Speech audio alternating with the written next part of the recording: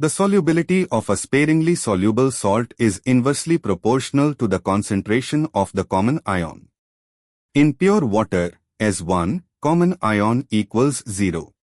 In 0.01 M CaCl₂, Cl to the power equals 0.02 m.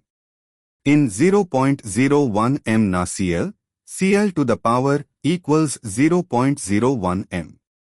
In 0.05 M AgNo₃, Ag to the power plus equals 0.05 m.